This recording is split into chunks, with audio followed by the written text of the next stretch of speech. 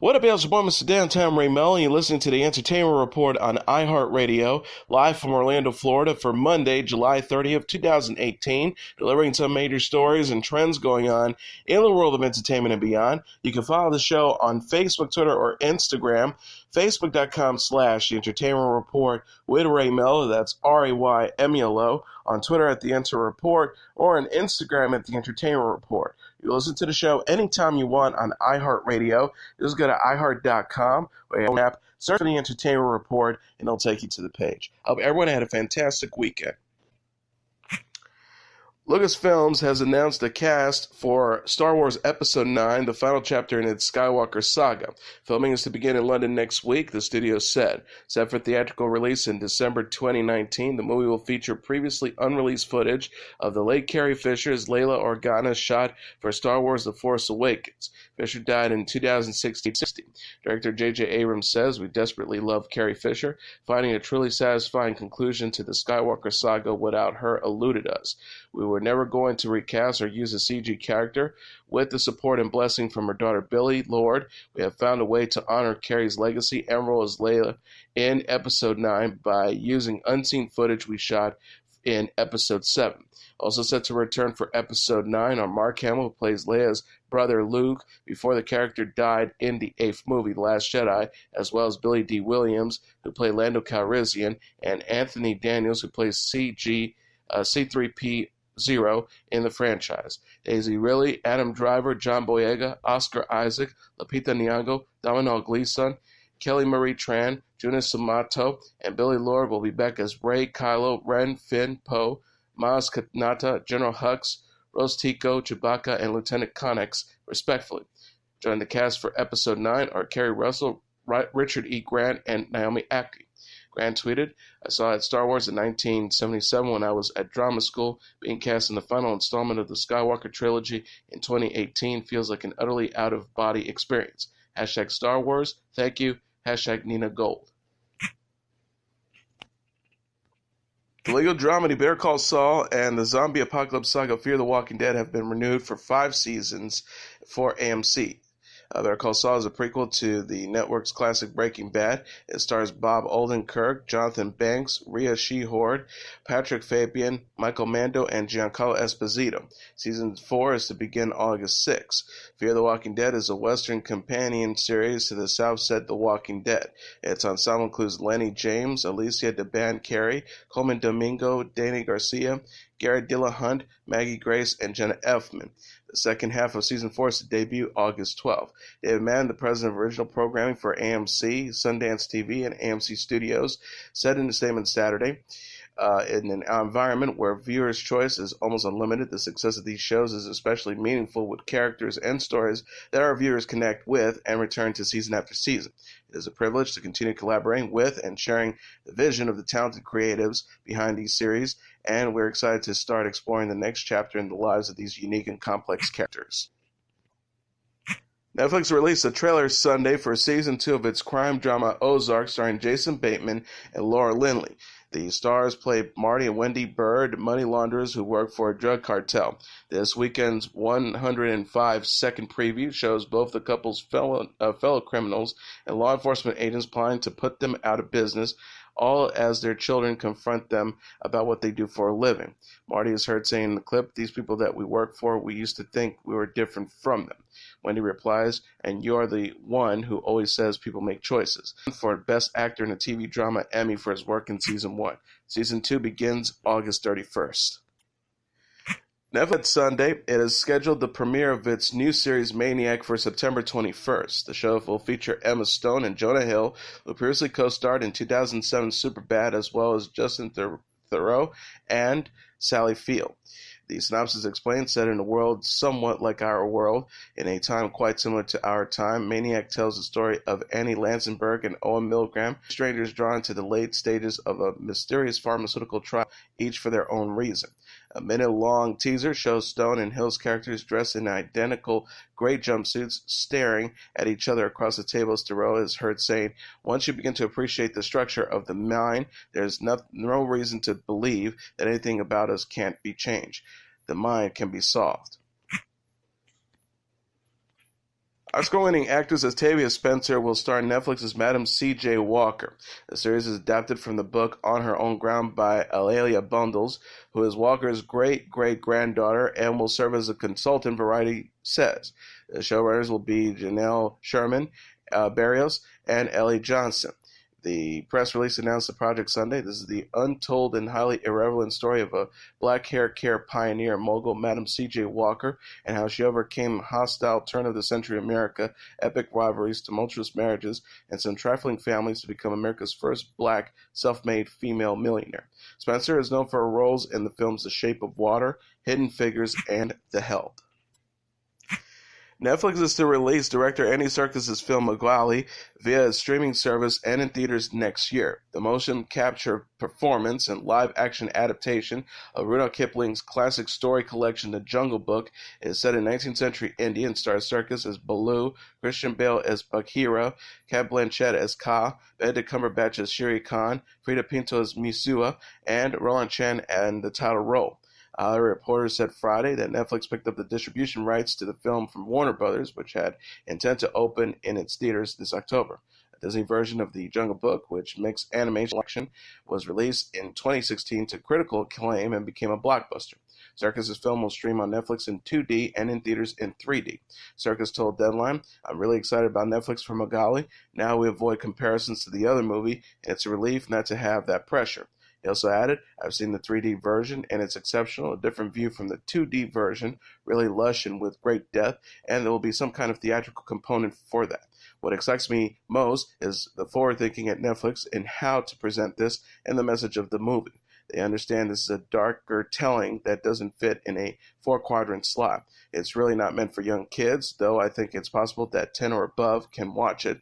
It was always meant to be PG-13, and this allows us to go deeper with darker themes to be scary and frightening at moments. The violence between animals is not gratuitous, but it's definitely there. There's ways of going allowed us to get the film out without compromise." Patrick Melrose and Call the Midwife actress Jessica Raine has landed a role in Baptiste, the BBC spin-off of its mystery series The Missing. Writer-producers Harry and Jack Williams said in a joint statement, "We're so pleased to welcome Jessica Raine to our brilliant cast. Her talent and commitment are perfect for Genevieve. Really excited to see what she does with the character." Thierry Caracchio returns as investigator Julian Baptiste for the new show, which is filming now in Europe. The cast also includes Tom Hollander, Alex Saturno, Claire Cabriath, Nicholas Woodinson, Anastasia Hill, and Talisa Garcia.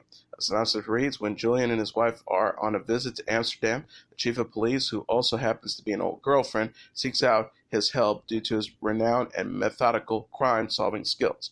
Raine has also appeared in Agatha Christie's Partners in Crime, as well as the celebrated miniseries Wolf Hall. Gina Rodriguez, Edward James Olmos, Rita Moreno, Prince Royce, Rosario Dawson, and Javier Munoz have joined the vocal cast of the animated Elena of Avalor, the Songs of Sirena TV movie. The cartoon adventure is to debut September 21st on Disney Junior. The press release says, in the special, Elena travels to Nueva Vista, a place that she used to visit when she was a child, and reconnects with her cousin Duke Cristobal, who has been keeping watch over the city. While there, she encounters a group of mermaid-like sea creatures called Sirenas and learns about their complicated history with humans. In an attempt to make amends, Elena befriends the Sirenas and enlists their help to defeat evil sorceress Shakiri. Rodriguez and Royce will play twin Sirenas, Princess Marissa and Prince Razel, while Olmos and Moreno will voice their parents, King Pescaro and Queen Camilla. Dawson will voice the role of Sierra Royal Guard Daria, and Williams will play Duke Cristobal. Jane Fonda also reprised the role of Shakiri from the Elena of Avalor TV show, which is now in its second season. Prince Royce tweeted, excited to share a first look at Marzel, the character I will be voicing in Disney's #Eleanor Avalor, Songs of the Sirenas, primetime TV movie premiering Friday, September 21st at 7 p.m. on Disney Junior. The post includes images of this character, a merman with a long blue braid in his hair. Amazon has released on YouTube a brief teaser announcing the full cast and debut date for its upcoming series, The Romanoffs.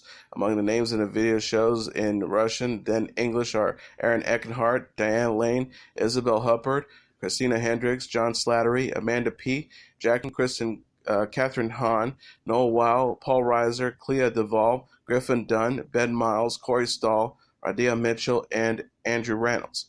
Set to premiere on October 12th, the globe-trotting anthology series was created by Mad Men mastermind Matthew Weiner. It follows 8 separate stories about people who believed themselves to be the descendants of the Russian royal family.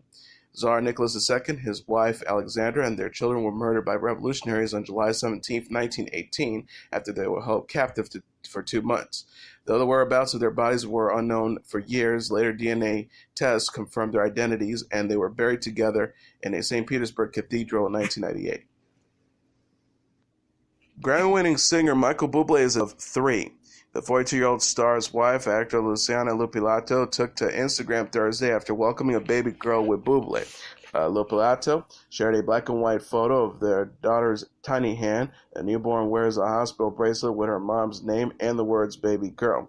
Lopilato captioned the post in Spanish, according to People, how to explain that our hearts explode with love, that there's not enough hours in a day to think about it. I thank God for making us the gift of life and happiness, because looking in her eyes is looking at heaven itself.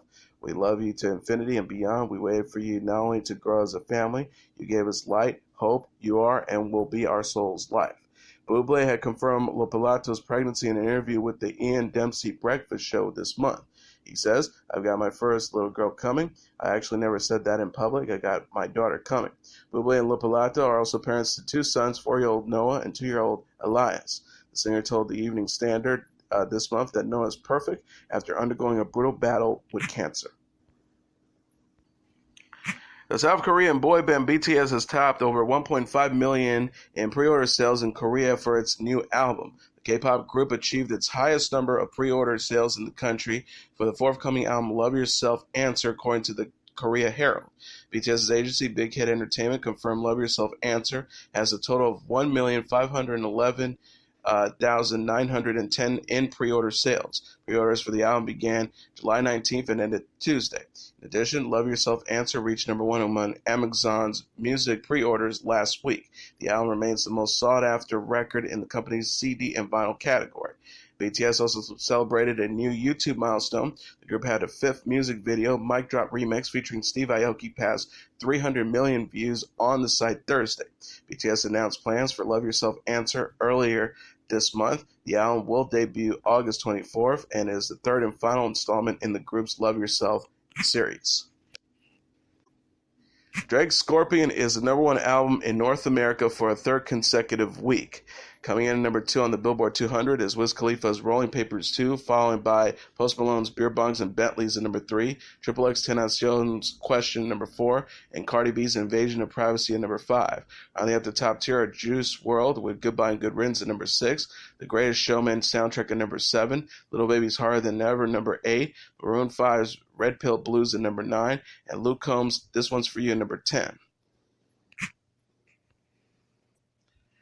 Tom Cruise's latest action-adventure movie, Mission Impossible Fallout, is the number 1 movie in North America after earning $61.5 million in receipts during his opening weekend, BoxOfficeMojo.com announced Sunday. Coming in at number 2 is Mamma Mia, Here We Go Again with $15 million, followed by The Equalizer 2 at number 3 with $14 million, Hotel Transylvania 3, Summer Vacation number 4 with $12.3 million, and Teen Titans Go to the Movies at number 5 with $10.5 million. Rounding up the top tier are Ant-Man and the Wasp at number 6 with $8.4 million, The Incredibles 2 at number 7 with $7.2 million, Jurassic World Fallen Kingdom at number 8 with $6.8 million, Skyscraper at number 9 with $5.4 million, and The First Purge at number 10 with $2.4 million. And now let's take a look at what happened on this date in entertainment history. On this date in 1966, the Troggs take their signature hit Wild Thing to number 1. If there's one song that has been played more times by more bands in every garage than any ever written, it is probably Louie Louie the Kingsmen's classic 1966 hit. But if any other song warrants a place in that conversation, it would be Wild Thing, the 3-chord masterpiece that became a number 1 hit for the Troggs on this date in 1966 and instantly took its rightful place in the rock and roll canon. Wild Thing was written in 1965 by a New York songwriter named Chip Taylor. After an unsuccessful version of the song was recorded and released by Wild Ones, Taylor's demo made its way to England, where Reg Presley, the lead singer of the Troggs, fell in love with it. Like Taylor himself, who never took his biggest hit very seriously, Presley initially found Wild Thing to be a ridiculous trife, but that didn't stop him from having his then hitless band take it into the studio. In a single take of Wild Thing, the Troggs captured a raw, thrilling sound that not only gave them a #1 hit, but also served as a formative influence on some of the key figures in the development of punk rock, including Iggy Pop, the Ramones, and the Buzzcocks, all of whom credit the Troggs as forerunners. There were other hits for the Troggs, including With a Girl Like You in 1966 and Love Is All Around 1967, but nothing to match Wild Thing in terms of success or influence. In fact, the most influential recording they made after 1968 was not of a song at all, but of an intra-band argument during a troubled 1972 recording session that was bootlegged out of the studio and passed around as a Trogg. Various Troggs can be heard bickering and cursing 137 times in 10 plus minutes in accents and language that served as direct inspiration for This Is Spinal Tap, Rob Reiner's 1984 seminal mockumentary. Wild Thing was memorably performed by Jimi Hendrix at the Monterey Pop Festival in 1967, complete with burning guitars, and it was later covered with some success by the LA punk band X in 1989. But it's a Troggs version that has become a staple of movies and television soundtracks. With royalties earned from his band's signature hit, Troggs frontman, the late Reg Presley, has emerged as was one of the world's foremost experts on and largest sources of funding on research into the mysterious phenomenon of crop circles. Also on this date in 1999, The Blair Witch Project, a low-budget independent horror film that would become a massive cult hit, is released in U.S. theaters. Shot with a shaky handheld camera, documentary-style movie told the story of 3 gentlemen who disappeared into the woods and were never heard from again, although their footage was later discovered. With the help of a web-based viral marketing strategy, a relatively new concept at the time, the Blair Witch Project generated a huge buzz over the question of whether or not it was based on a true story. In fact, the story was entirely fake. Fake or not, it didn't matter at the box office. The Blair Witch Project grossed some $250 million worldwide and was featured on the cover of Newsweek and Time magazine. The Blair Witch Project followed the young filmmakers as they went into the woods near Burkittsville, Maryland, to make a documentary about a local legend known as the Blair Witch. The filmmakers got lost and experienced a series of scary events and unexplained phenomena, such as strange noises and piles of stone being inexplicably rearranged. The trail never returned to civilization, but their film equipment was supposed to be found, and the footage they shot became the Blair Witch Project. Unlike other horror films that featured bloody scenes and special effects, the Blair Witch Project scared moviegoers through implied terror and violence. Eduardo Sanchez and Daniel Merrick, who met as film students at the University of Central Florida, wrote and directed the Blair Witch Project. The two filmmakers had their lead actors, Heather Nihue, Michael Williams, and Joshua Leonard, improvise their lines based on private messages each actor received during filming. To make the Blair Witch Project seem more realistic and heighten the psychological tension, Sanchez and Merrick reportedly did things to agitate the actors during production, such as shaking their tents and cutting back on their food supply. They also had the actors do their own filming, and the result, grainy black and white footage, became a Blair Witch trademark. And that is your entertainment report for Monday, July 30th, 2018. I'm your host, Mr. Downtown Raine Melo. I'll be back tomorrow to deliver some major stories and trends going on in the world of entertainment and beyond. You can follow the show on Facebook, Twitter, or Instagram. Facebook.com/Entertainment Report with Raine Melo. That's RAYMELO. On Twitter at The Enter Report, or on Instagram at The Entertainment Report. You can listen to this episode or any previous episodes of The Entertainment Report anytime you want on iHeartRadio. Just go to iHeart.com or your iHeart phone app, search for The Entertainment Report, and it'll take you to the page. Good night, and God bless you all.